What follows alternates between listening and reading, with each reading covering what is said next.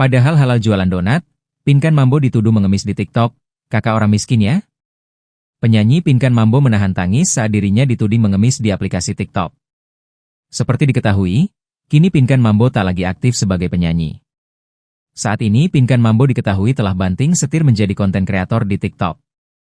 Dalam kesehariannya, Pinkan Mambo kerap melakukan video siaran langsung di TikTok sambil berjualan donat.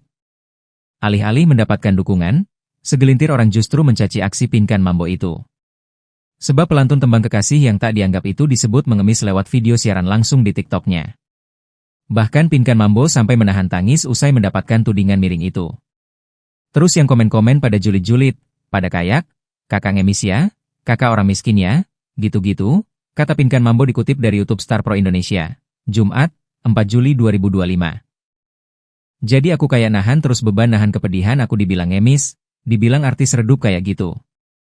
Terus, kakak udah bangkrut ya jualan donat ya, jadi kita sambil nahan mental kita. Awal-awal MAH marah dulu gitu sambil nyanyi sambil nangis terus, lanjutnya.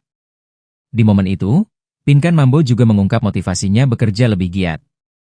Selain itu, Pinkan Mambo mengaku kegigihannya dalam bekerja lantaran ia sedang mendambakan memiliki rumah baru. Kita juga pengen punya rumah, bisa beli rumah gitu dan lain-lain, akunya.